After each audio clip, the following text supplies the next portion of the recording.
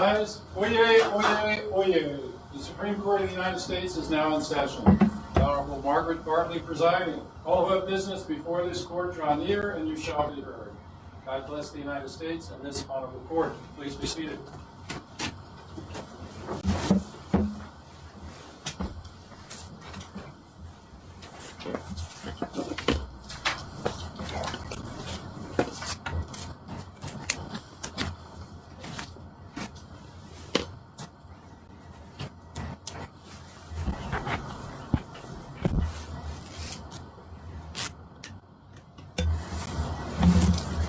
Good afternoon. We're hearing argument in docket number 22-2022. Petitioner? Yes, Your Honor. Petitioner is ready for argument on behalf of Petitioner Bradley Scarry, the Secretary of Veteran Affairs. Thank you. My name is Lance Felicia, and I'm also arguing on behalf of the petitioner, Dennis McDonough. Thank you. And respondent? Good afternoon, Your Honor. My name is Tudo Aletko, and I'm arguing on behalf of the respondent in this case, Mr. Jason McDonough. Thank you. Good afternoon, Your Honor. My name is Brittany McDonough, and I'm also here arguing for the respondent on this matter. Thank you. And Mr. Lance and Mr. Felician, how much time would you like to reserve? Your Honor, we request 2 minutes. 2. Yes, Your Honor. Yes. Okay, thank you. You may proceed.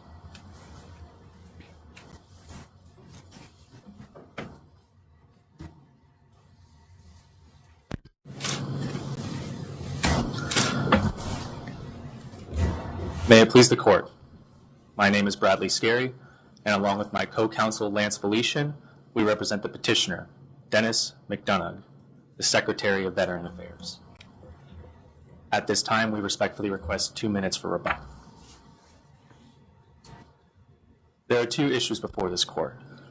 I will explain how the pro-veteran canon interacts with the Chevron analysis, and my co-counsel Lance will address the statutory and regulatory interpretation issues. This Court should reverse the judgment of the Federal Circuit Court of Appeals and hold that, first, the pro-veteran canon is not a traditional tool of statutory interpretation. Second, this Court should hold that the pro-veteran canon applies after Chevron Step 2. This case involves a balancing act between VA and a veteran. Respondent is a veteran who applied for and was approved for a rehabilitation plan by VA.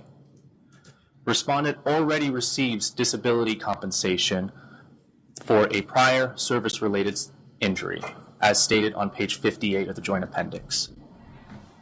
During his time under the rehabilitation plan, Respondent participated in an extracurricular event where he sustained a wrist injury. This injury later developed into a full disability in his wrist. Mr. Lance, let me just take you back.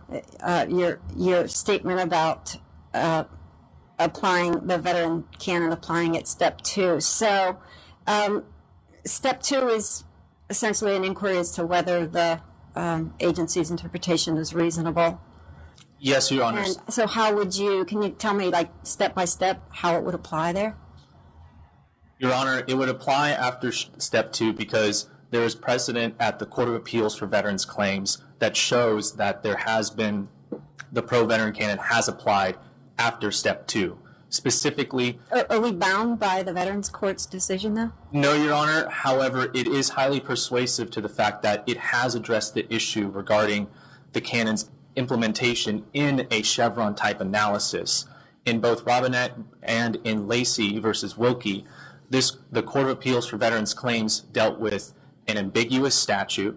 There was no regulation that was determined to be on point, promulgated by VA, and only then at that instance does the pro-veteran canon come into play and compel the court to read the statute in favor of the veteran. Circling back, there are 2 key aspects to this case: the Chevron analysis test and the pro-veteran canon.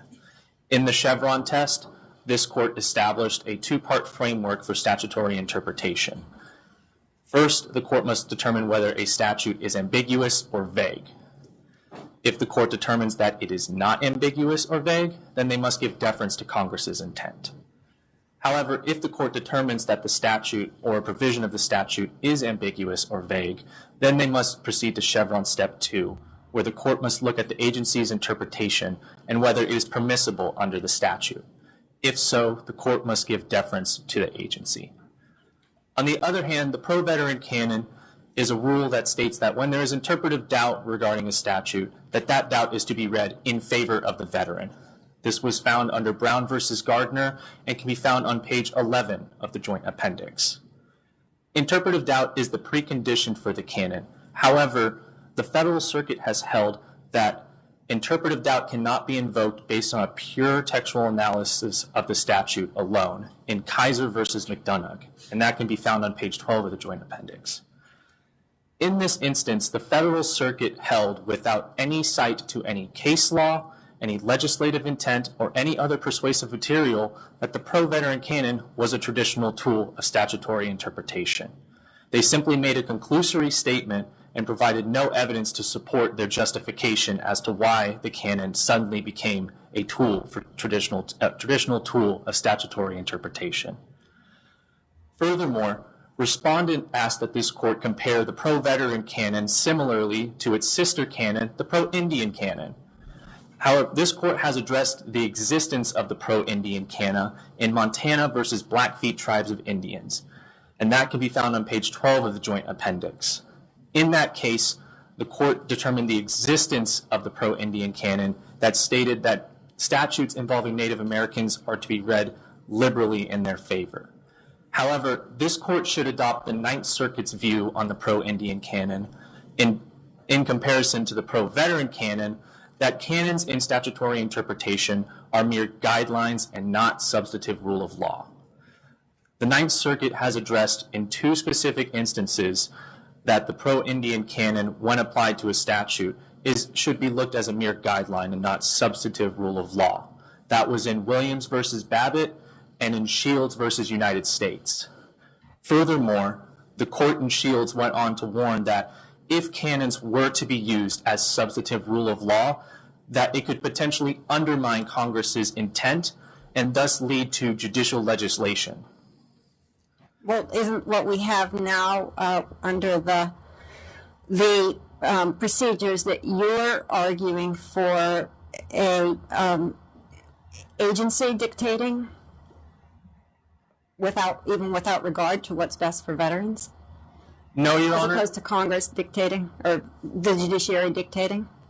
No, Your Honor. In fact, this court has specifically addressed in Kaiser versus Wilkie that Congress intentionally drafts statutes to be ambiguous or have statutory gaps for the purpose of delegating authority to agencies to fill in those gaps or to clarify those ambiguities.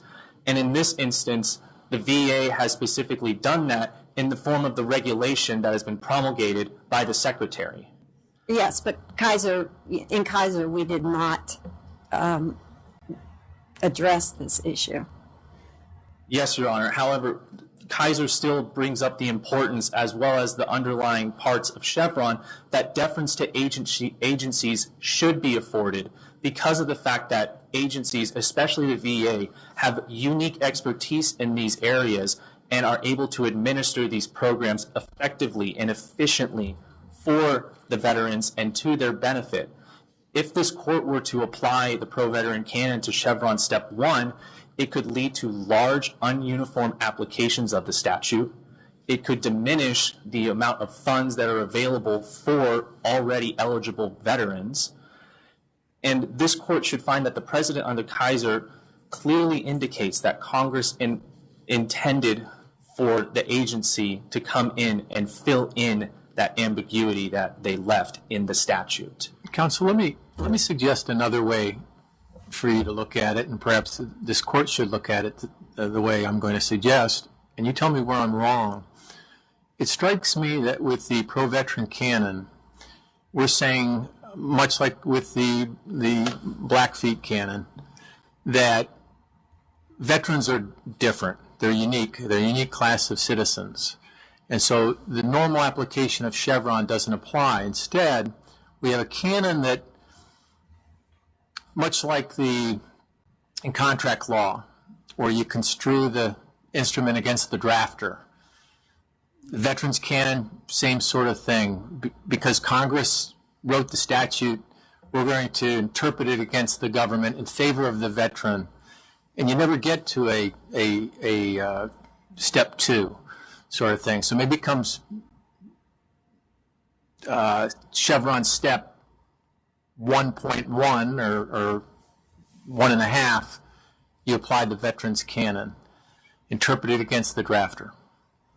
Your Honor, if this court were to apply the pro-veteran canon, say, in between Chevron Step 1 and before Chevron Step 2, the result would still be the same in the fact that you would essentially be having an ambiguous statute as determined under the other traditional tools of statutory interpretation, and then you would have the pro-veteran canon come in and be sort of a catch-all that would render a otherwise ambiguous statute already unambiguous just because of the canon and how the rule of the canon itself would automatically say that it's supposed to be read in favor of the veteran, and thus still eliminating the deference that is afforded to agencies under Chevron Step 2. Furthermore, if this court were to apply the pro-veteran canon at Chevron Step 1, it would essentially place the courts into the shoes of the federal agencies and could lead to a potential separation of powers issue where there is judicial overreach, where Congress has directly intended for agencies to come in and fill in those gaps. Well, is there a difference then in how you apply this to a statute that is ambiguous versus a statute that has a gap? There could be a difference, Your Honor. However, in this instance specifically, we are dealing with an ambiguous statute. Specifically, the words in the statute are provision of training or training itself. That is what we are specifically dealing with in this instance. If the court were presented with facts that would show a statutory gap, then there may be justification to look at it in a different light. However, in this instance specifically, the term training... Well, it strikes me that if there was a gap, you would... it is a sort of scenario where if there's a gap and the agency's been told by Congress to fill such gaps, then we would have a strong argument for deference. But if you're talking about a pure ambiguity, why not interpret it against the government? Your Honor, it still goes to the foundation of what Kaiser versus Wilkie said, that Congress intentionally leaves these certain statutes ambiguous or with statutory gaps for the purpose of having the agency come in. Whether or not we are dealing with... Well, maybe we should have the Congress do their job and write unambiguous statutes. Yes, Your Honor, and Congress, certainly that is what we would wish in an ideal world. However, Congress certainly cannot address all the scenarios that are possible when it comes to this sort of stuff. That is why they intentionally leave gaps or ambiguity in statutes for the purpose of delegating those executive powers down to the agencies so that they can effectively administer programs just as this one for disability compensation for veterans. If I could jump in there. We anticipate that your counterparts are going to argue that the pro-veteran canon should be applied at Step 1. And there have been concerns raised in some of the case law that you've mentioned that if you use a canon that is meant to resolve interpretive doubt in deciding whether there's interpretive doubt in the first place, that it's a circular analysis. Can you talk to that issue? Your Honor, if the court were to, in this instance, as the Federal Circuit did, it held based on a pure textual analysis and used the canon as a catch-all to essentially rule an otherwise ambiguous statute as unambiguous. As the Federal Circuit stated in Kaiser versus Wilkie, a pure textual analysis of the statute is not enough to raise it to interpretive doubt. Where in this instance, the Federal Circuit merely threw in the canon without any cite to evidence, to any evidence to substantiate why it is a tool. They threw it in there to sort of flip the sides and essentially rendered the statute unambiguous, thus eliminating the need to proceed on to Chevron Step 2. And so it's if this court were to hold that the pro-veteran canon applied at Step 1, it would essentially undermine any sort of deference that Congress has afforded to federal agencies, and they should be afforded that deference because of their unique expertise and the ability to execute and administer these programs efficiently and effectively on behalf of veterans of this country. And so for these reasons, petitioner respectfully requests that this court reverse the judgment of the Federal Circuit Court of Appeals and hold that the pro-veteran canon is not a traditional tool of statutory interpretation, and that its applicability in a Chevron-type analysis lies after deference has been given to federal agencies. Thank you, Your Honors.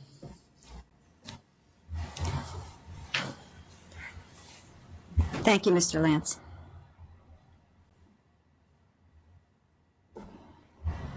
Mr. Felician. Good afternoon, and may it please the court. My name is Lance Felician, and I also represent the petitioner, Dennis McDonough. The Federal Circuit Court ruled that 38 CFR 3.361 was inconsistent with 38 U.S.C. 1151. This court should reverse the Federal Circuit Court's ruling for two reasons. First, under Chevron Step 1, Section 1151 is ambiguous. Second, Section 3.361 is a permissible interpretation of the statute. This case requires a clear understanding of the statutes and regulations involved. The statutory and regulatory language can be found on page 7 of the Joint Appendix. Section 1151, that is the statute, provides an injury is compensable if it is proximately caused by a provision of training or rehabilitation services offered by the Secretary as part of an approved training program under Chapter 31. Section 3.361, this is the regulation, provides that training has to be generally accepted as a necessary component of training in order for it to be compensable. This is a veterans benefits distribution case. This court has the choice to follow an ambiguous statute enacted by Congress or to adopt the permissible interpretation of that ambiguous statute promulgated by the VA. This court ruled that statutory interpretation begins with the plain text of the statute in Dolan versus United States Postal Code. If a statute is unambiguous, then this court must follow the plain meaning of the text. However, a problem occurs, as it does in this case, when a statute is ambiguous. In that case, agencies like the VA promulgate regulations in order to fill in statutory gaps in statutes. This court ruled in Chevron that courts must grant deference to agencies' interpretation of ambiguous statutes if that statute is based off of permissible construction of the statute. Here, Section 3.361 is based off of a permissible construction of Section 1151. Thus, the Secretary's interpretation of the statute should be granted deference. And this brings me to my first point. Well, Mr. Felician, I question the reasonableness of the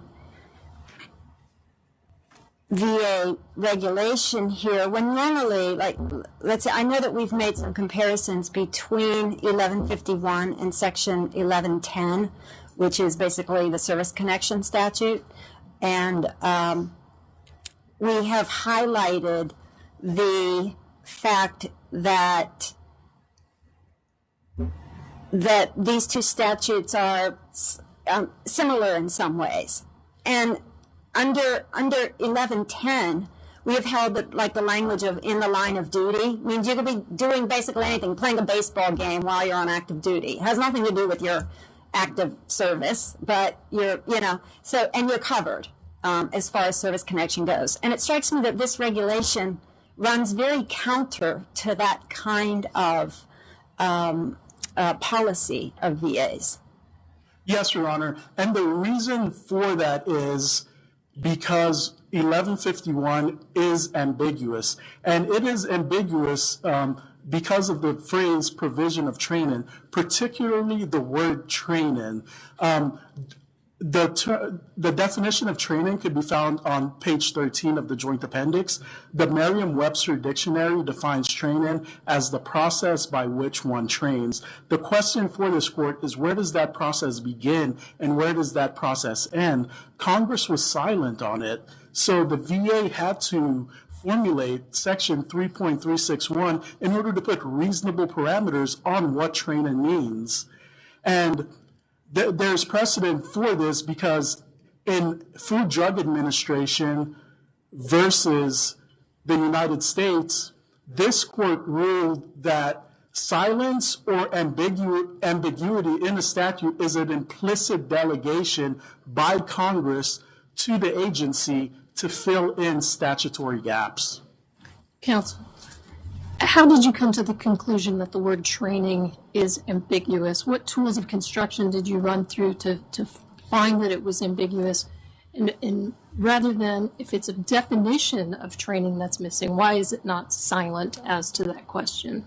Yes, Your Honor. So in Dolan versus United States Postal Code, this court ruled that dictionaries can be used as a tool by courts to ascertain the definitions of terms within the statute. So to decipher the meaning of terms within the statute. And looking at the Merriam-Webster's dictionary definition of training, which the lower court applied, it is the process by which one trains. And that could mean anything. For example, in Hamilton v. Principi, the Court of Veterans' Appeals dealt with a situation where a veteran was driving to school, driving to his approved VA training site location, and he tried to make the claim that me driving to school was training and that the veteran should have been covered under Section 1151. However, the court properly held that driving to training is too remote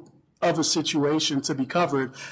And that's important because in this case, under the Federal Circuit Court's broad interpretation of the statute, it is arguable that driving to school would be part of that process of training, and he would be covered under the veteran would have been covered under Section 1151.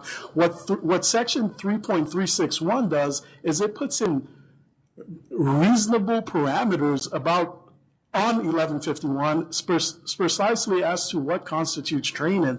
That way, veterans can't make claims for remote injuries that happen to them that just happen to be in some way, shape, or form associated with the word training, as it was in Hamilton versus Principi.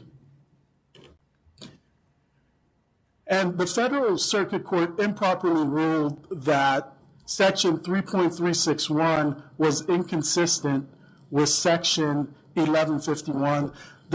The Federal Circuit Court's error stemmed from the fact that it ruled that Section 1151 was ambiguous.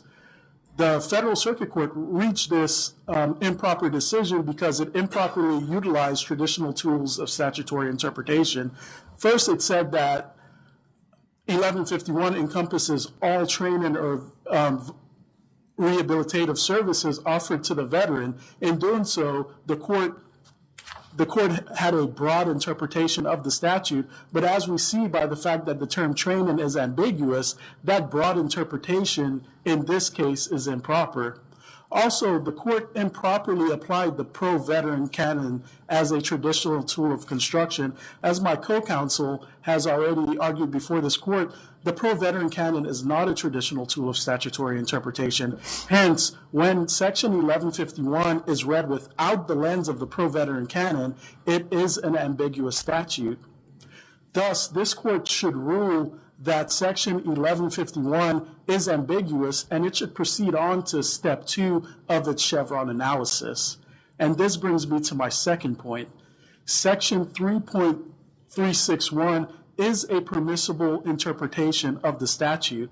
This court held in Chevron that courts must grant deference to agency's interpretation, as long as that interpretation is based off of a permissible construction of the statute.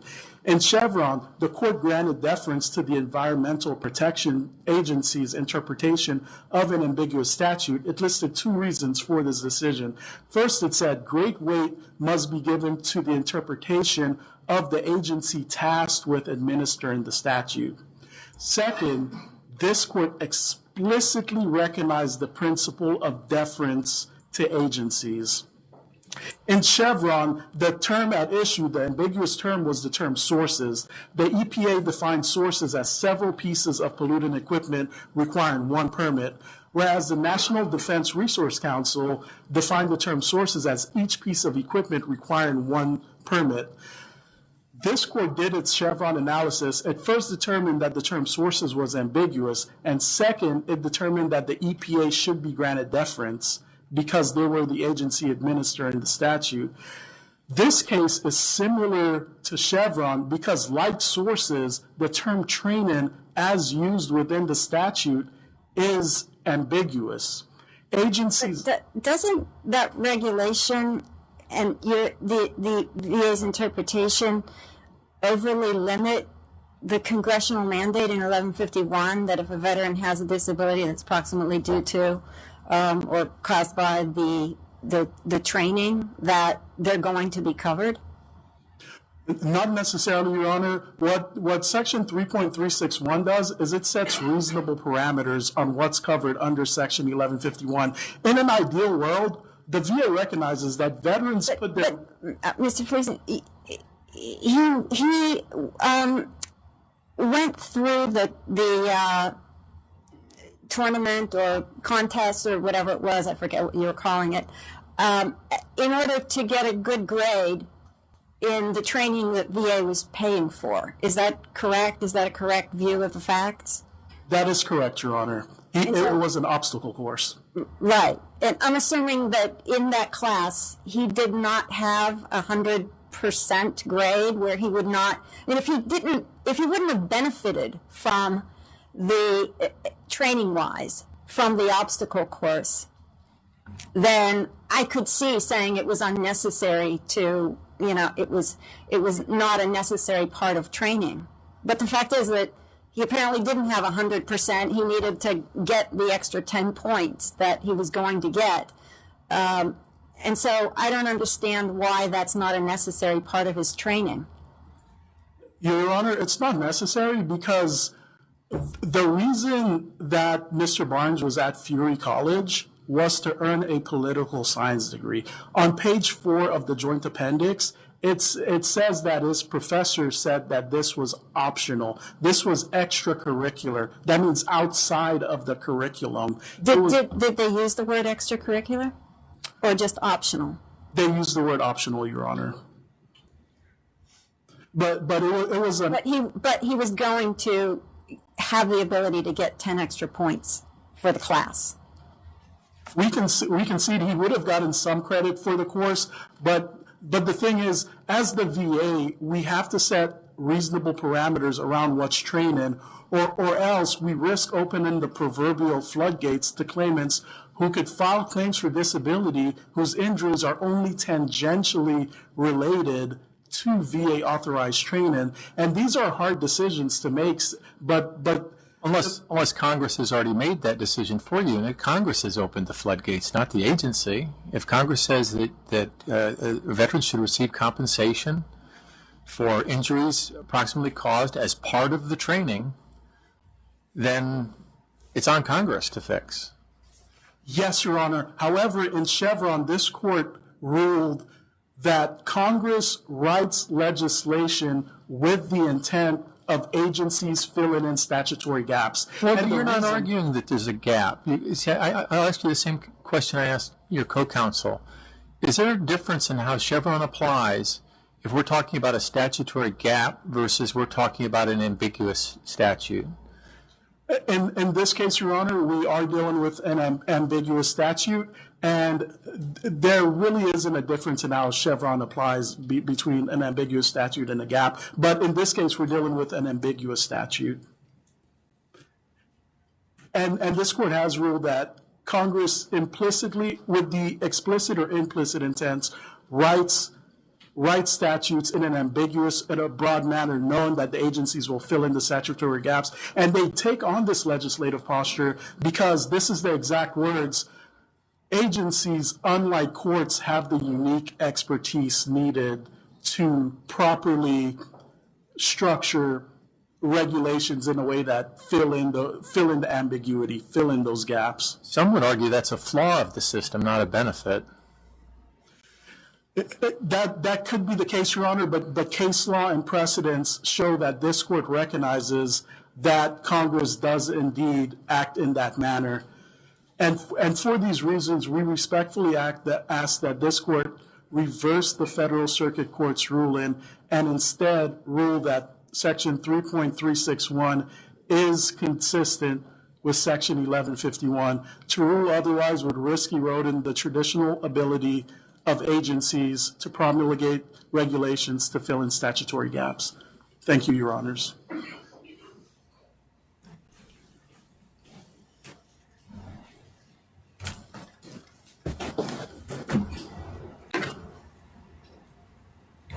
Ms. Brittany.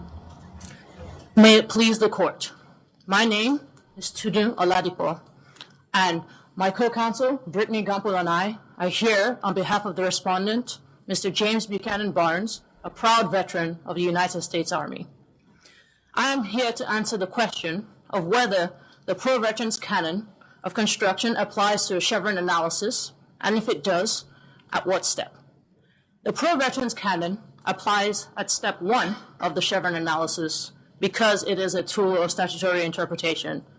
And for this reason, we would ask that this court affirms the Federal Circuit's Court of Appeals decision in the case before us. Chevron established a 2-step framework for dealing with statutes interpreted by agencies. In step 1, congressional intent must be determined. If Congress's intent is clear, if they have spoken to the precise issue at hand, we stop there. We stay at step 1.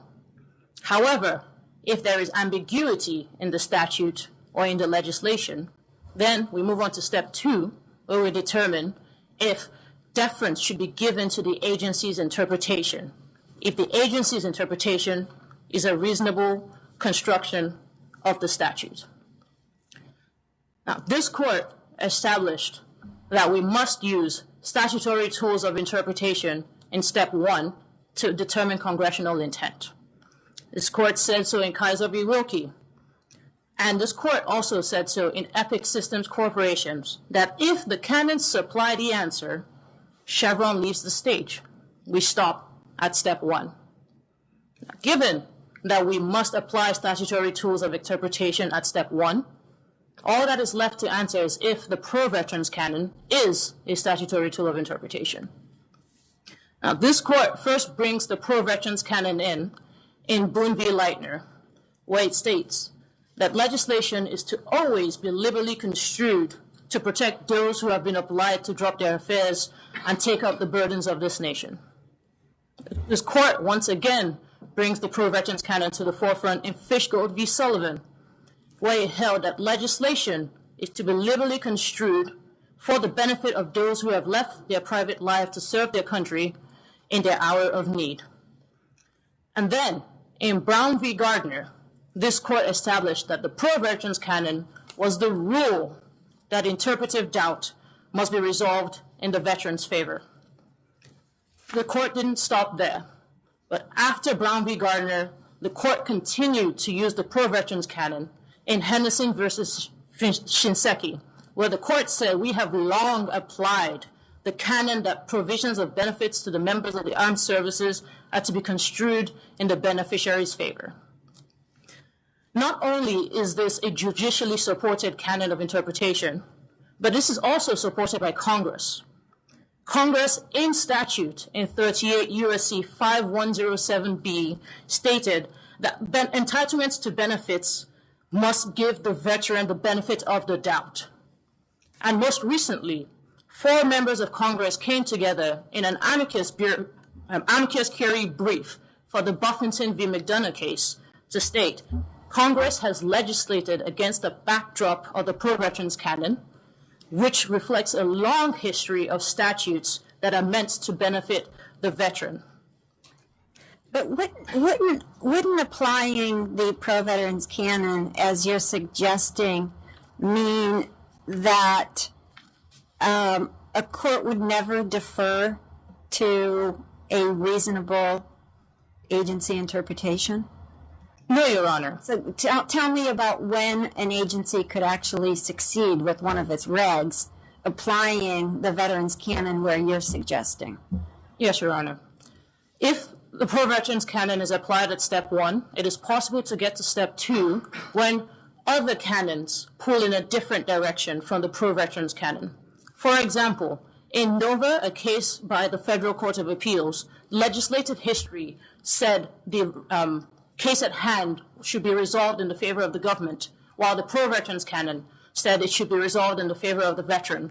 Given that these are both to establish congressional intent, there was ambiguity there. And then, in that case, we moved on to step 2. Another example is when, using the pro-veterans canon, neither outcome is particularly a pro-veteran reading. And we see this in Burden v. Shinseki, another case by the Federal Court of Appeals. In these cases, and others, if the pro-veterans canon is applied at step 1, we can still get to step 2 when there is ambiguity and when congressional intent is not clear. And in Burden, I think you said was the case, why was there no pro-veteran position in that case? In Burden v. Shinseki, the court was to determine the custody of a child in between two veterans. And given the situations around it, regardless of what outcome it wasn't necessarily pro-veteran because the court had established that neither situation worked best for either side. A very rare situation, I presume. Yes, Your Honor. Counsel, as I asked your counterpart, the attorney for the government, if you apply the pro-veteran canon at step 1, the pro-veteran canon is meant to resolve doubt. If you use it to establish whether there is doubt, how is that not a circular inquiry? Yes, Your Honor. In Brown v. Gardner, this court did state it was the rule that interpretive doubt must be resolved in the favor of the veteran. However, interpretive doubt does not stop you from determining congressional intent. This court established when looking at congressional intent, we start with the plain text. However, if the plain text doesn't clearly give us the answer, we must use tools of interpretation to get the answer. Interpretive doubt begins when the plain text does not immediately give us the answer. So we use these tools, which are ways we have agreed, we have determined that we understand the English language to figure out what Congress intended. We use tools like the whole act canon and look at other parts of the canon that Congress has made to see if they have spoken on this issue. We use rules like the pro-veterans canon, where Congress has said, if you cannot determine from our plain text that this is clear, resolve this in the favor of the veteran. In cases like that, it is not circular, but will help after the plain text itself is not clear. In this case, in our specific case at hand, however, the plain text is clear. In section 1151, Congress has laid out the requirements for receiving additional disability benefits. Congress has said that a veteran is to receive additional disability benefits if their disability is proximately caused by the provision of training and rehabilitation services in an approved rehabilitation program. Congress has defined rehabilitation programs. The proximate cause is a common law tort principle that has been established over time, and the provision and training are defined by dictionaries, which this court has established is a way to determine the meaning behind plain text. The only limitation that Congress adds to the text in 1151 is that the disability must not be caused by the veteran's willful misconduct. Given that these are the requirements that Congress has put forward, there is no ambiguity. There is no gap for the agency to fill, and we must stop at step 1. Given that there is no further room here, even if after the plain text we are unsure, we can apply other tools here. For example, the whole Act canon. Looking at the entire Act that Congress has laid out, we see that Congress intended for this to be a broad statutory scheme. Looking at the definition provided by Congress of the vocational rehabilitation program, Congress defines this as services provided that include counseling, diagnostic, medical, social, psychological, independent living, economic, educational, vocational, and employment services to enable a veteran to become employable to the maximum extent feasible. This maximus language here shows congressional intent that this be a broad statutory scheme. Going further, Congress defines what a vocational goal in this case is. Congress defines the vocational goal as a veteran successfully gaining employment that is reflective of the veteran's abilities, aptitudes, and interests, once again establishing a broad statutory scheme. Further, Congress goes ahead to even further limit its initial limitation. In 38 U.S.C. 105C, Congress states that the disabling effects of alcoholism shall not be considered to be willful misconduct, once again showing congressional intent of a broad statutory scheme. Congress has gone to far lengths to show congressional intent in the whole Act, and therefore no ambiguity in the first step of Chevron. Given this lack of ambiguity, we stay at step one, and given that the pro-veterans canon established by this court, supported by Congress, is a tool of statutory interpretation, we must apply it at step one, where canons are used to determine congressional intent. Thank you. Usually when we talk about the canons, though, we're talking about kind of the traditional canons of statutory interpretation, not this unique canon. Is there any argument to be made that this tool, the Veterans Canon, should be treated differently than the traditional canons of statutory interpretation? I think maybe Brown used, or maybe I don't recall which case it was, used ordinary tools of statutory interpretation. Your Honor, I believe what you're referring to is the distinction between canons that address the text specifically versus canons, liberal construction canons like the pro-veterans canon. Is that correct? Well, that works too. Well, in those cases, I would not agree that it should be used outside step one. All tools of statutory interpretation are used for a reason, and that is congressional intent. Whether they refer specifically to the text itself or they are used and agreed on as ways we interpret things, they must be used at step one because they are stated by this court that canons are used in step one to determine congressional intent. This court also states in Chickasaw Nation that canons need not be conclusive. However, they are designed to help the judiciary establish legislative intent. Therefore, all canons are used as step one, regardless of whether they refer specifically to the text or if they are the agreed public policy that we have intended to liberally construe things in favor of protected citizens. Regardless of either of those, they apply all at step one because the use for canons is to determine legislative intent. You've made the argument that the statute is clear. Your counterpart offered a dictionary definition of the term training. Do you agree with that definition? Is that what you interpret the statute as meaning by the use of the word training? Or if not, what definition do you take away from the statute using that word? Your Honor, we agree with that definition as the dictionary definition of training. And how would you apply that here? Well, to be in the process of training, which is the definition, to be in the process of training here, you would be part of when you begin the rehabilitation or vocational or training program that has been approved by the VA. That is when you are in training. That is when the training has been provided to you. That is when the provision of training begins. That is how we would define and use that. So it's a temporal measurement, like time? You're measuring time, so you've begun the program, it ends 2 years later. Anything that happens to you during that 2 year period? Anything that is proximately caused by the training program you are in, yes, Your Honor.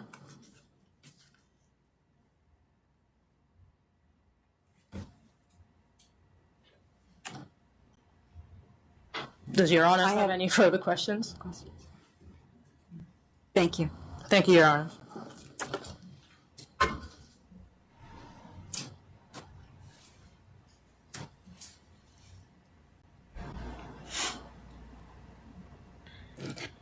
May it please the Court. Not only is congressional intent clear at Chevron Step 1, but 38 CFR Section 3.361D3 is an impermissible construction of 38 United States Code 1151 because it entirely fails to consider 1151's statutory scheme. This failure falls under one of the 4 factors this Court has outlined for deeming an agency interpretation as unreasonable and therefore barred from Chevron deference. The VA's regulations' inconsistency and impermissibility with 1151 is showcased through 1151's plain language, statutory scheme, legislative history, and even the VA's own inconsistent interpretation and implementation of necessary component in their understanding of vocational rehabilitation programs. The Administrative Procedure Act, Section 706, gives courts an important role in determining which statutory interpretation controls. It does this by allowing courts and directing courts to set aside statutory interpretation that is inconsistent with current laws or in excess of statutory authority, jurisdiction, or limitation. Here at Chevron Step 2, the Court must answer the question of whether an agency interpretation is a permissible construction of that statute at hand. This Court in Overton Park laid out 4 factors for deeming an agency interpretation as unreasonable and therefore barring Chevron deference. If an agency relied on factors that Congress did not consider for the agency to rely on, it is unreasonable. In this case, as shown, if the agency completely failed to consider an important aspect of the problem, it is unreasonable and therefore barred from Chevron deference. The last 2 are whether the agency ruled in a way that was contrary to evidence at hand or was so implausible it cannot be attributed to a difference in agency views or expertise. Here, the VA's definition of necessary component to only cover those trainings which are necessary in order for the veteran to pass a class is inconsistent and does not consider the broad statutory scheme of 1151. And this is because 1151 plainly and concisely describes additional qualifying disabilities as those disabilities which are proximately caused by the provision of an approved training program absent the veteran's willful misconduct. Going back onto the definition of training, here the VA is defining training in their approved programs. What this regulation is doing, though, is retroactively disapproving certain aspects of the program. Here, there is no ambiguity. The ambiguity the VA claims is from their own result for not proactively defining what exactly are these vocational rehabilitation programs which they are providing. All of this should be done at the approval process, not after the fact. And furthermore, the Congress has defined vocational rehabilitation programs to include those services and trainings that are social, psychological, mental, and much more. It is not just educational, and certainly not just those learning objectives necessary to pass the class. The VA understands this purpose, and this is showcased through the VA's own application process, which this respondent filled out. The respondent, when filling out the application, saw first that there's broad range of services that are not just educational. They'll include dental, health, housing, and much more in order for the veteran not to pass a class, but to succeed in it. This is consistent with the purpose of vocational rehabilitation programs to help the veteran not integrate just into the American workforce, but integrate into American society. And the VA, Any kind of, I think that your opposing counsel used the word optional, or optional was used for this competition. Any kind of optional social event, some kind of drinking contest where you drink till you pass out, completely covered. That's a social kind of competition, I guess you would say. So that would be covered under here. Let's say that, two veterans who were being trained had serious injury or death due to that. So that's covered under 1151. As long as it's proximately caused by the vocational rehabilitation program, yes, because that is what the VA has approved in this program. What was an optional social event? Exactly, and if I can play with your hypothetical here, if the VA, that could easily be that the professor is like, oh no, this is a requirement for passing the class that you have to drink until you fall over or whatnot and create harm. That would be covered under this VA regulation. It doesn't define reasonable parameters. Instead, it redefines exactly what the vocational rehabilitation process is and what it includes. Here, if the VA wanted to cover liability for themselves, that is proactive during the approval process. The vagueness that they're attributing to this statute is not within the statute, but within the VA's own approval for the veteran to approve college. What this does is retroactively disapprove, and furthermore, they incentivize this behavior, Your Honor. Back to your question, they incentivize for the veteran to reach their vocational goals and succeed in the program to the maximum extent feasible. Here, the VA incentivized my respondent to go to the extracurricular activity in order to reach its maximum potential. The VA incentivized that? Yes, Your Honor. How? Through their application process. Well, you certainly can't expect that the VA is going to get down to reviewing the syllabus for each class at each institution that they approve for these benefits. Are you? I would say that they need to create a more specific process for understanding what the expectations are for the veteran and not retroactively. They need to do more proactive on the forefront because they create expectations. Well, we approve you to attend this accredited institution for purposes of obtaining this degree in this field. Not to pick the professors that they're going to take or the grading structure of the individual professor. Are you suggesting that they get into that level of detail? Well, here the VA doesn't create that expectation to just pass the class. They say to succeed in the class and to succeed in the program as outlaid in their own application. And so they create that expectation for the veteran to do whatever they must do in order to reach the vocational goal. And here, yes. What evidence do you have that the VA caused this veteran to feel like they had to take this, participate in this optional program in order to satisfy the VA rather than to satisfy their own desire to achieve?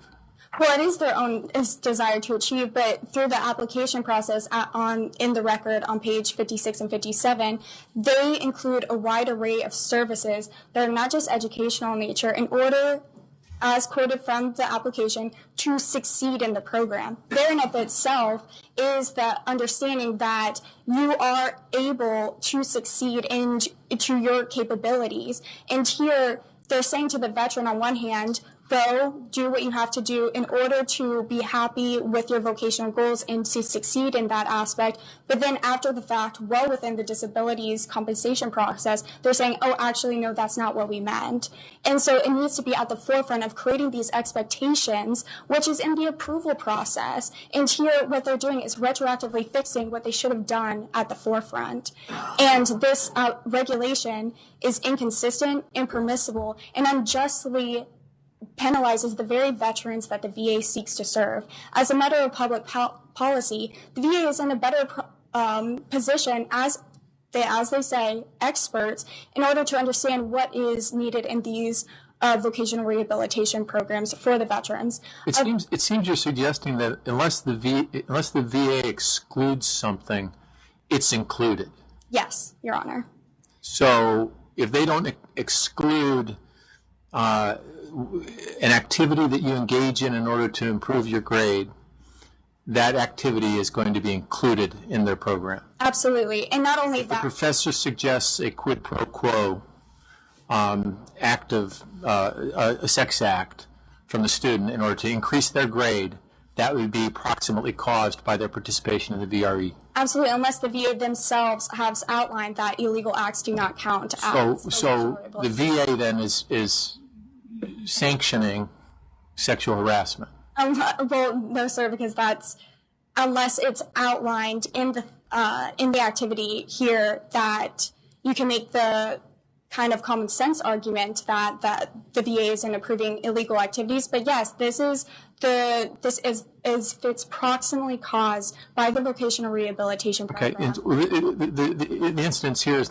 perhaps not an illegal activity, but it's a hazardous activity. Mm-hmm. So, but the VA, because they didn't exclude the hazardous activity, it's included as part of the training. Yes, Your Honor, and even more than that, the VA themselves have been inconsistent in their own interpretation of necessary component. The petitioners put forward this understanding of misadventures on a public highway. There, they put forth the definition of it being substantially related to, and it barred veterans' benefits in that case because the misadventure on the public highway was not seen to be substantially related to the vocational rehabilitation programs at hand. However, that is not what the definition is put forward in respondent's case. In respondent's case, they say it's necessary in order to pass a class. The mere fact that it would have been better for the respondent to be failing this class and he would be covered because then it would have been necessary for him to pass the class is arbitrary. And here the VA is in the better position to understand the parameters of these approval programs at the forefront, because otherwise it would incentivize or put the absurdity on the veteran to go to the VA each and every time to make sure that each component of their program that they're attempting to succeed in is approved. So we do understand that there's tension. There creates a lot of work on the VA, but that is what Congress intended, proximate cause by the provision of an approved training program. Counsel, what if we just suggested that the veteran would have failed the class absent having gone to the obstacle course? Can you point to where that is in the record that it says he would have failed? No, I was saying that it's arbitrary that the fact that if he was failing the class, this would have been covered because then it would have been necessary for him to pass the class. That in itself is arbitrary, and it goes to show that this VA regulation isn't covering their liability. It's simply redefining what services are provided under the Vocational Rehabilitation Acts as defined by Congress. But are you equating the language of the regulation, which I think was a necessary component of training, are you equating that with the phrase that you just used, necessary to pass the class? Yes, and this is because that is what the definition put forward in this VA, by the VA in this case, which is found at page 16 and 17 of the record. Here, they barred respondents' approval 1151 benefits because it was not necessary for him to pass the class. That is the definition, and this is inconsistent with previous implementations of 1151 benefits by the VA, as proven through the regulatory history of 38 CFR section 3.358C5 in Hamilton v. Principe, where the VA and the court in that case barred 1151 benefits by the veteran because it was not substantially related to. This was again reiterated during the current VA regulation that we are discussing right now in Bruce v. Shinseki, which again barred the VA, the veteran in that case, from 1151 benefits because his misadventures on the public highway was not deemed to be substantially related to. That is their definition of necessary component as previously put forth. However, that is not the definition that the VA puts forward in this case.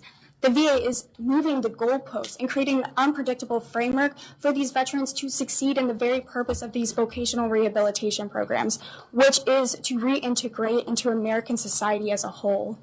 And the inconsistency within the VA's own regulation, how can it be consistent with 1151?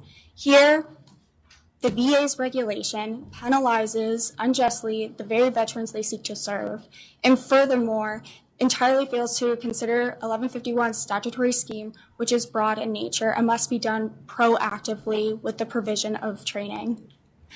Because the plain language is clear and congressional intent is clear, and furthermore, since under these Overton factors, the current regulation clearly is deemed to be unreasonable and barred from Chevron deference, it must be set aside and found for the respondent.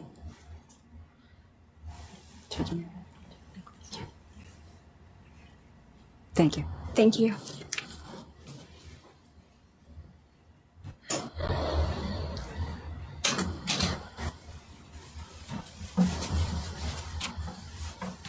May it please the court. There are 2 points I will address on rebuttal.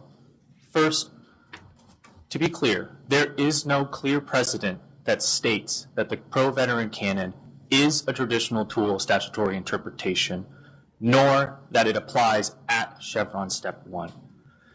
Opposing counsel cites that the plain definition meaning of the word training is enough to make it unambiguous. However, if you look at that definition, the way or the art that one which trains, that inherently is ambiguous. It does not provide enough. It doesn't provide enough for an answer to understand what Congress intended to have covered underneath this statute. Second, opposing counsel argues that our interpretation is too narrow and that it should be broadened. However, to use their metaphor that they used with the goalposts, in essence, our interpretation is a permissible interpretation, but with the way that they would have it, there would essentially be no goalposts. They would say that having a quid pro quo or having drinking could be sanctionable events that would be covered underneath the statute. That is clearly not what Congress intended for this statute to be implemented on before. Thus, 3.361 is permissible because it sets reasonable parameters as to what training is covered underneath this statute. Thank you. Thank you. The case is submitted. All right.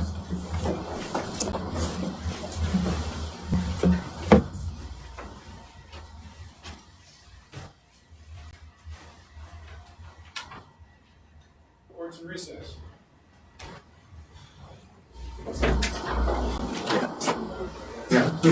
Alright, so you guys out here. Okay. I just wanted to say congrats. Thank y'all. You made it really well. We're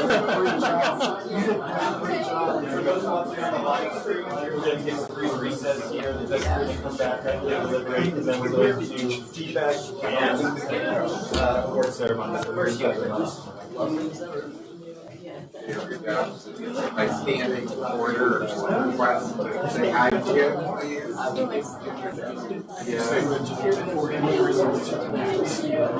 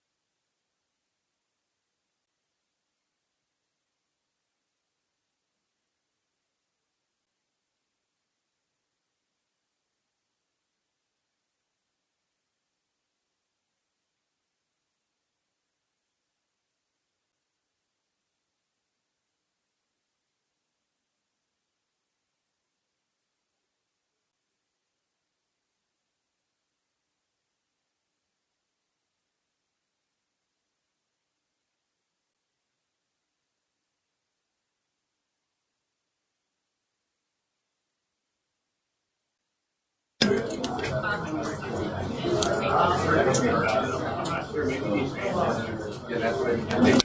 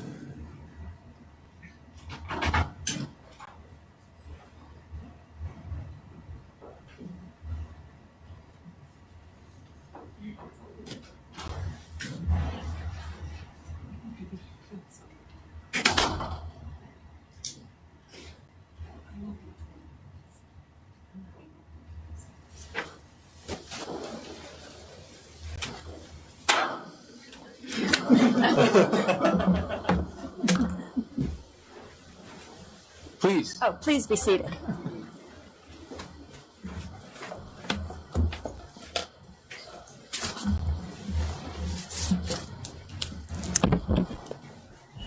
Well, so this is a time when we give some, global feedback or in some individual feedback to all of you. And quite frankly, my feeling is that you may have already received a lot of individual feedback with, you got to the finals, and that says a lot. And I'm sure you've been kind of self-critical as you have been moving along the process of yesterday and today. So I just want to say I think that all of you did an amazing job, much better than I would have, definitely. And I really can see such fine, legal qualities in you, and it's just amazing. I'm really pleased to have been able to do this with you.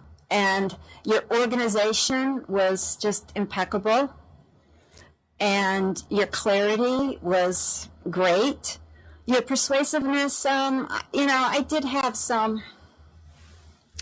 I have to say that was maybe where I thought that one or two of you could have done a little bit of a better job. And I'm trying not to look at anyone. This is, as I said, kind of global. But, I would say I thought there was a little bit of maybe overplaying a hand. And so it becomes a little less persuasive that way. Do you know what I mean? If your arguments, you're just overplaying it. And so I would be careful about that. That's the kind of thing that, may just be me individually as a judge, but that's one of the kinds of things that I find to detract from persuasiveness. So I would say, you might want to watch it in any future moots that you do, or any future arguments that you do, real life arguments. And let's see, you did great responding to questions, and I thought your courtroom demeanor, you all did a very fine job. As a matter of fact, you were more familiar with the procedure than I was. So I commend you on all of those things as to all of the issues that we were asked to look at. As I said, except for the persuasiveness element. So thank you. Judge Meredith? Sure, and I agree with what the chief said. Everyone had really good presentations, and the quality was great. And seemed like everyone had a very, very good understanding of the content, the laws, and the case law that was at play.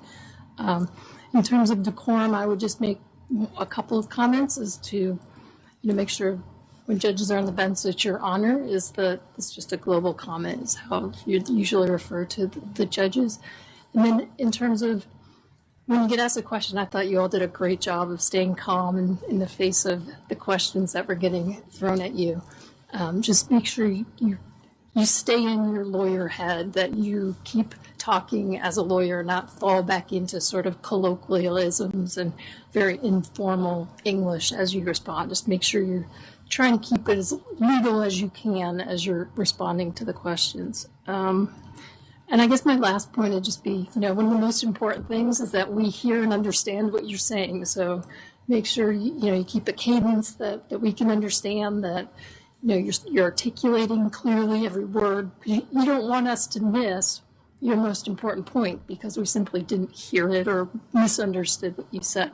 But those are just, kind of nitpicky. I'd say overall very impressive. So thank you all for being here. Thank you. Your school should be very proud of you. You all did a wonderful job. I echo the comments that the chief has made and Judge Meredith has made. A couple of things that I noted that I thought were fantastic was eye contact. All of you maintained eye contact with the court throughout. You varied it from judge to judge. You directed your attention to the judge that posed a question and then deviated back to roaming from judge to judge as soon as you responded to their question. With I think one exception, there was one counsel, I don't even remember which one, that at the very end of theirs, because they got interrupted by a bizarre question, probably by me, gave their kind of last 30-second summary directly to me, which I was greatly honored by. But you forgot to get Chief Judge Bartley and Judge Meredith back into the discussion. Your poise and confidence was pretty admirable for law students, especially in light of some oddball questions. There's nothing wrong with when you do get an oddball question or the judge says something that the judge thinks is kind of humorous to laugh along with everyone else. There's nothing wrong with that. You listen to the Supreme Court arguments. There's lighthearted moments all the time. Between the counsel and the judges. Sometimes it's just the counsel and one of the Supreme Court justices, not the other 8. So there's nothing wrong with that. I think Judge Meredith maybe mentioned your pace, maintaining pace. I mean, that's going to vary from judge to judge. Some judges, the machine gun is just fine. Other judges want it slowed down. So you've got to kind of know your court, know your judges, and modulate that sort of stuff as necessary. But I didn't have any problem with the pace of any of the argument. So it didn't trouble me at all. Lastly, I began with this. Your school should be proud of you.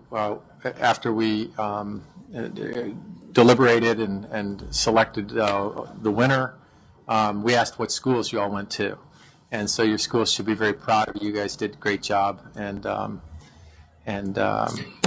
that's all I have.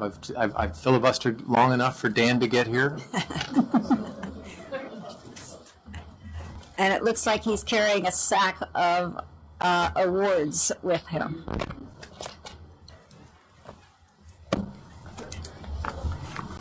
And he is going to announce the winners of the best arguer, the best brief, etc., and the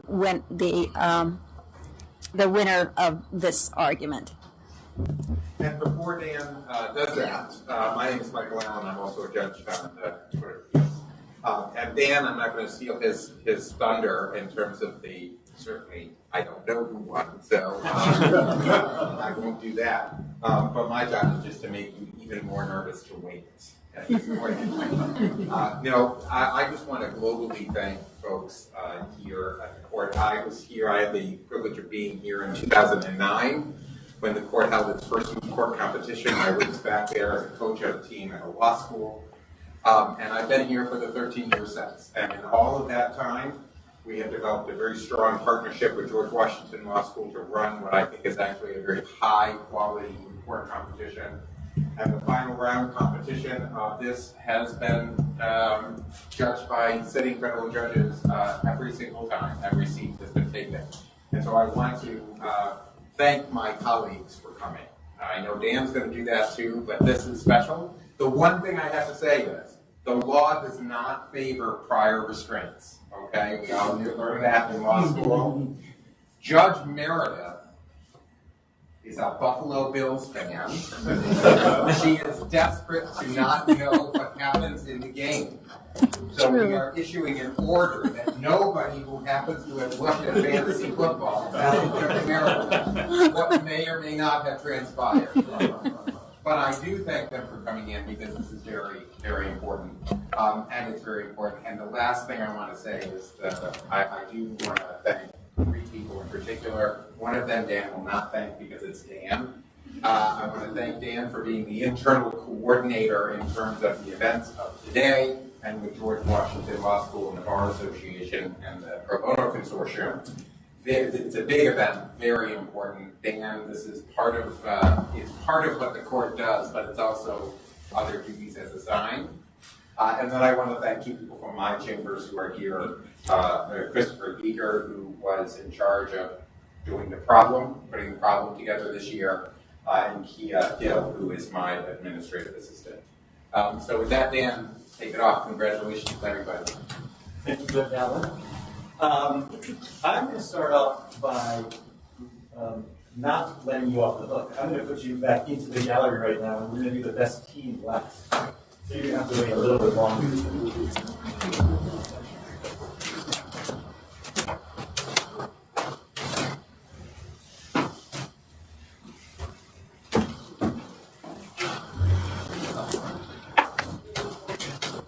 All right, well, thank you.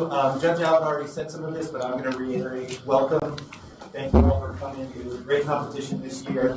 My name is Dan DeLucia. I was a co-director this year of the competition along with Christopher Geeker, who is sitting in the back.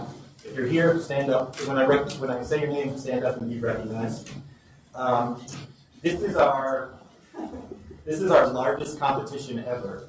We registered 30 teams, 28 competed, so this was our most competitive group ever as well. So it's really a testament to you all who made it here today, and to everyone. You should be very proud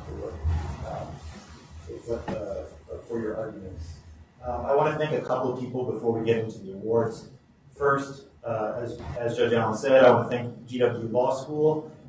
They're our sponsor of this competition and our partner in this, particularly Dean David Johnson, and the student organizers Max and Matthew and Siobhan Tarkian. They did a lot of work yesterday in the preliminary and quarterfinal rounds, and it was just a great event. So thank you to all who were involved there. I also want to thank anyone who volunteered to judge or grade briefs yesterday as well. It was a great competition, and part of the reason is we have such an active bar. We can have them who contribute their time and make the competition what it is. So thank you to all who volunteered yesterday as well. I'd like to also thank the CAVC Bar Association, another sponsor of this event. Jillian was here earlier. She's the president, and she was one of our judges, but I think she's had to leave. But I know that she was very proud of the event as well. So thank you again to the Bar Association for your support. And thank you to the Veterans Consortium Pro Bono Program. They're our trophy sponsor. And we're going to be hearing from Mr. Steve Jordan, who's here as a representative in a few minutes. So I'll call you up in a few. Now, a competition like this takes a lot of hands, and a lot of people came together to make it happen. So I know this is going to take a while, and I know I have to use my notes here because I have a lot of people to thank, but I'll run through it quickly. First, I want to thank the problem development team. Again, it was led by Christopher Geeker, who's in the back there. as well as other court employees, Caitlin Biggins, Andrew Countryman, who's now moved on to VA, Megan Fitzpatrick, Heather Olson, Allie Preston, who went to the Florida Solicitor General's office, Kat Scully, Brianna Tolado, Josh Shulinski, and Leanne Zobrist. And they put in a lot of effort coming up with the problem, putting together the joint appendix, the bench brief, and sort of trying to anticipate what kind of arguments you guys are going to come up with. So thank you to all of them for doing such a great job on that and making sure I'm not doing that work. So I appreciate it. I also want to thank the day of volunteers. So everyone who came to help today. We had a big crew this year, and it was really wonderful to have everyone. One of those people, Dawn Briquet, is not here today, but she was our leader from the get-go, so I want to thank Dawn. And then Kia, I want to thank Kia Hill, because she took over for in Dawn's absence. So Kia, if you're wherever you are, stand up. There you are, Kia in the back. Lauren Barefoot, are you here? No, she was, but she left. Okay, Lauren Barefoot also helped today.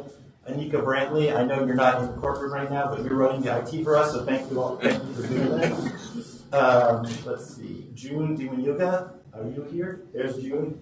He's our facilities pro here extraordinaire. Michael Dusenberry, who helped on the front end but was unable to come today as well. Alex Francis. Alex? There's Alex in the back.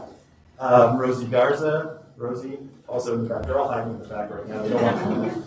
John Leon, who is our new photographer for our event here, so thanks, John. Carolyn. Carolyn was over there. She gets to be on camera. Max Yaris. I think Max might be downstairs right now, but thank you, Max. And then also to our marshals, Sam Woodson, who I don't think is here, but Holly Atkins. Thank you very much. And then also Judge Allen. Thank you for your help throughout this process. And now I get to thank the judges for the day as well. I don't know, is Dick Hippolyte here still, or did he head out? He was a semifinal judge for us. He judged 2 rounds. That's VA's Deputy General Counsel. So thank you, Dick. Same for Jillian. She is a Bar Association president, but she had to run. She was also one of our judges. And then Greg Block, our clerk of the court, was the 3rd judge. And he's in the back having there as well. So thank you all. And then I get to thank you guys. Thank you all for coming. Judge Bartley, Judge Meredith, Judge Falvey. I know that the competitors really love having a chance to argue in front of federal judges, so this is great. Thank you all. All right, so now the part that we've all been waiting for, the awards. And I'm going to invite up the executive director of the consortium, Steve Jordan, to help me.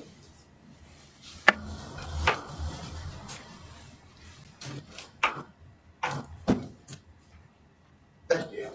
Just a couple of words about the Veterans Consortium. Your Honors, if it please the court, CAVC has been around for 30 years. We were created because of the court, because veterans deserve equal justice. I'm not an attorney. I'm a veteran, 30 years in the Navy. There's some winners today. Winners are important. That's why we plead a case. But what I really want to say to all of you is Bravo Zulu. So that's a Navy term. It's 2 signal flags, which means well done. Well done for your interest in veterans law. Well done to the universities for putting that at the forefront to give lawyers to be a taste of what veterans law is like. For me and those that are representative of having service in our countries, to include judges, to include law professors, to include your families, your friends.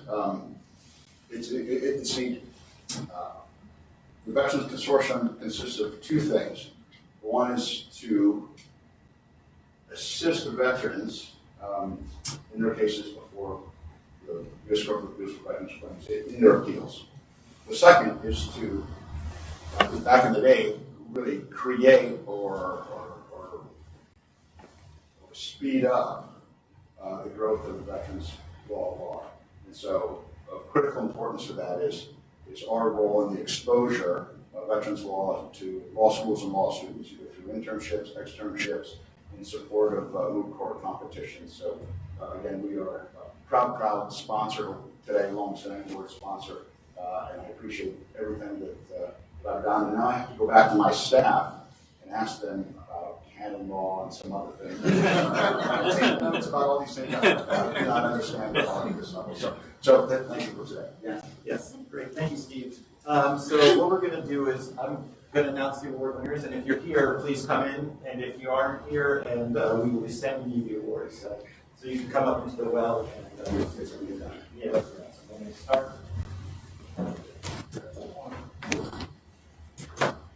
Bear with me a second. We have a lot of awards to give.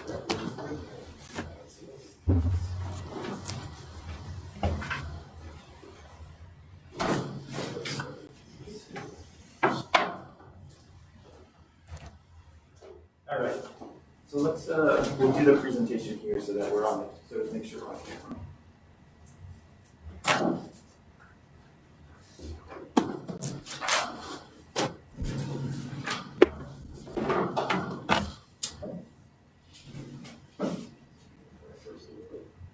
Our first award today is for the Best Oral Advocate, and this is based on the preliminary and quarterfinal rounds yesterday. So we're going to give out the second place Best Oral Advocate is Nancy Erickson from Stetson University College of Law. Nancy, come on.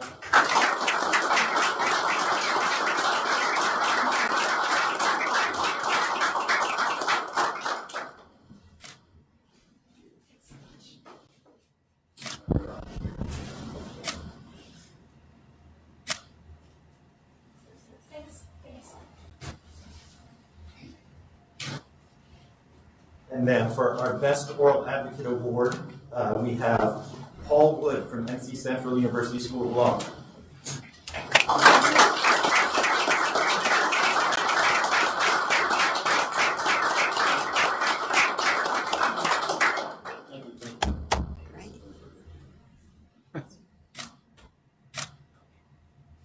Thanks, Paul.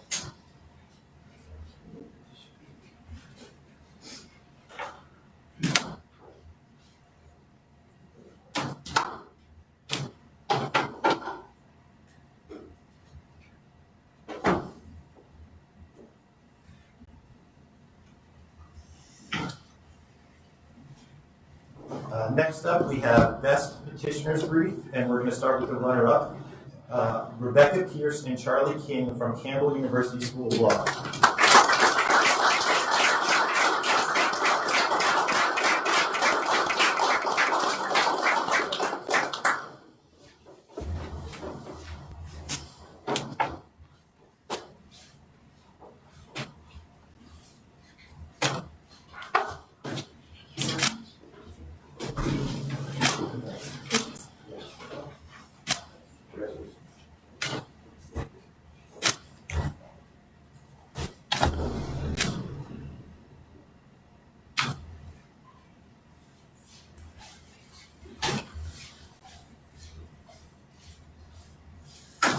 And now for the Best Petitioner's Brief, we have Caitlin Iwanowski and Grayson Fusaro from the George Washington University Law School.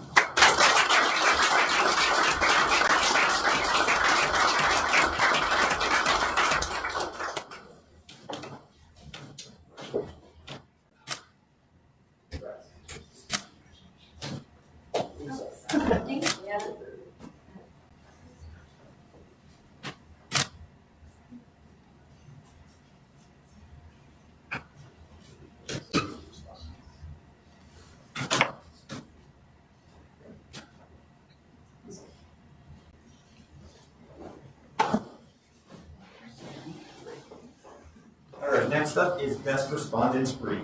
And the runner-up for that is Brittany Gumpel and Tunde Oladipo from the University of Richmond School of Law.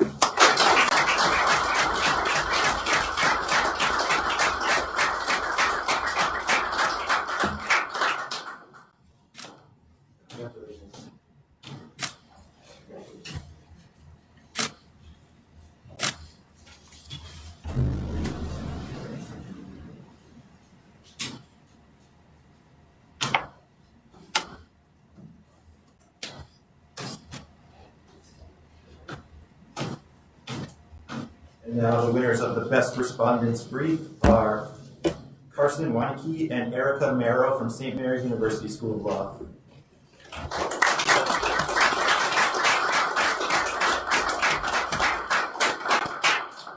right, so we will nail those.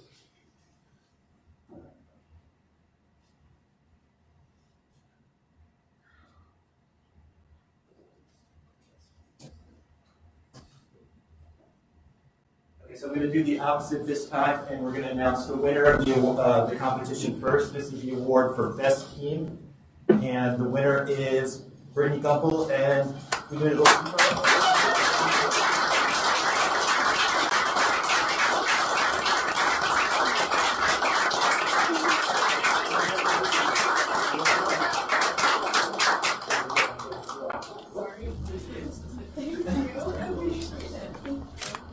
So this is for the newsletter. I don't know if you can put in a little more like here, so I can hear.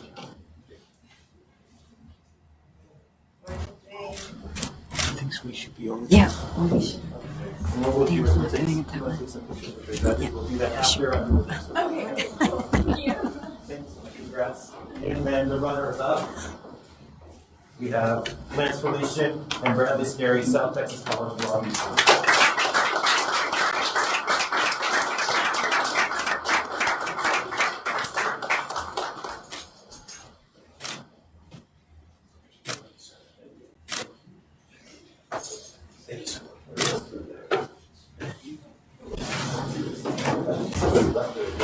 Different awards, sorry. Somebody left their awards. Oh no, these are the ones we're paying. Sorry. No, it's been a long day. Okay, so here we go. Bradley and Lance. Okay. Congratulations, guys.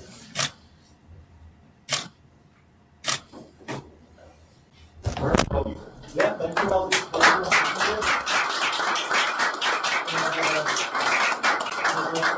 The winning team to come up and take photos of the judges, and then if anyone else would like to.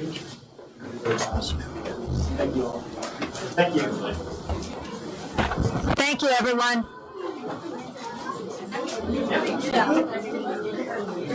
And the other.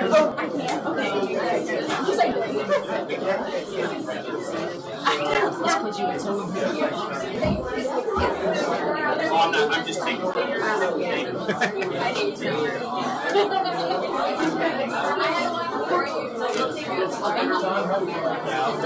right here in the front.